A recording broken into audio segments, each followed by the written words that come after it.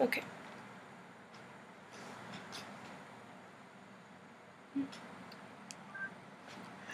So, Deepti, you've studied 3,500 years of Chinese history. What's your biggest takeaway? Well, okay.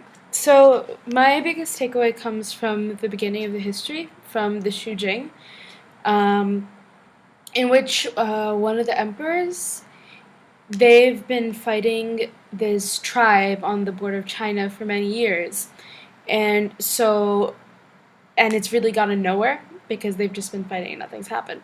And so one of the advisors of the emperor came and he told him to treat the tribe like he tells all his subjects to treat each other, with respect, and to just leave them alone and to see what happens. And so he does that, and then within, I think the time is 70 days, the tribe leader comes and submits. And that is the story that's in the Shujing. And while this is really far back in ancient Chinese history, it's really evident throughout its history.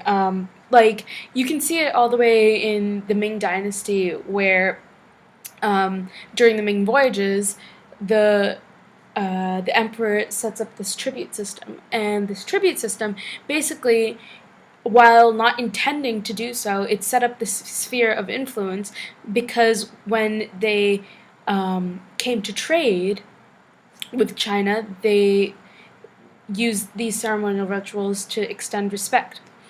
And this extended a sphere of influence, and this basically shows the transforming and gentle, influential nature of China without being imposing.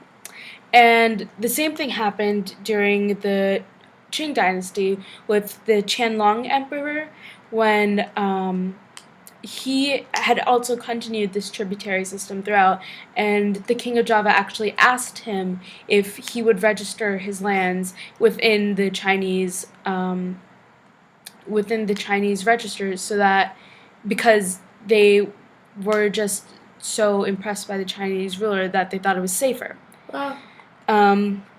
And this is also kind of evident today, because even though the West perceives China as, well, after Mao, as this kind of harshly communist country, it actually has maintained that sort of idea of not directly interfering, not imposing upon other people. Because even though China is now one of the most powerful countries in the world and has made this really quick rise to power over the years, it still managed to be one of the only superpowers to ever actually not to impose itself and imperialize on other countries. Whereas, like, the U.S., many Western nations have already done so during their rise to power. And the funny thing is that even though China has not imposed itself upon other people, the West still seems to fear it. And I guess maybe one of the root causes of that is because Mao's idea of communism, and I guess what is widely popularized in the Western world is what he did, like the atrocities he did with the Great Famine and all. That's kind of what they see as the face of China. And I guess they feel as though China will end up spreading that legacy to other countries. So, I guess what I'm wondering is, it seems that you've highlighted throughout, like, Chinese history, this sort of culture of respect, right, and the gentle power of this of China's respect to other places, right? But what I'm wondering is, do you then suggest that the West recognizes the West alters relations with China? Perhaps, what edit the West did to sort of recognize this culture of respect? What would the world look like then? Um, well, I guess that it would greatly change the West's perception of China. Which, I mean, if you change the perception, it's automatically going to change foreign relations. I mean, things have been tense for a while.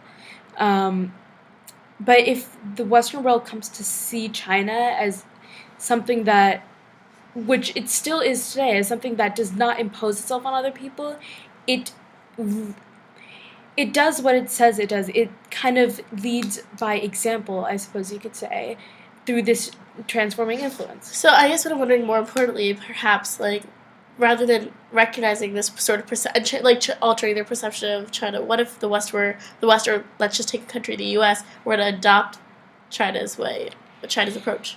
Because clearly the U.S., like, let's look at Iraq, for example, the Iraq War. I would argue that the U.S. almost had the opposite approach. So Well, do you have anything yeah, to I say about mean, that? imperialism is the opposite approach of that, and the Iraq War is one of the examples of directly influencing other people. I think that if the U.S. adopted some of these policies, and if it would basically turn the U.S. back to an isolationistic country, which, um, which, here's the thing: while it it would have obviously had a great impact on wars such as Iraq, where like while there was other factors, democracy was a huge factor in this. Like that perhaps democracy is the best form of government, that sort of thing. Um, they if they turned into if they adopted the Chinese policy, that wouldn't happen because they would not be actively spreading democracy. And So, long run, good thing or bad thing, you think? um, is it a good thing or a bad thing? Well, I think that whether I'm not sure whether you can say it's a good thing or a bad thing because countries would be left to decide their fates for their own selves.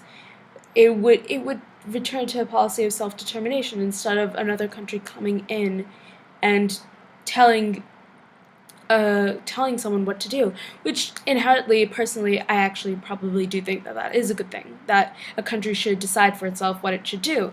And that, I think, is at the crux of Chinese policy, and if U.S. were to completely change its policy, would that would happen. And I guess it would maybe prevent conflicts in the future over things such as democracy. But as you said, we can see from the beginning of Chinese history and then throughout, this has sort of worked for China.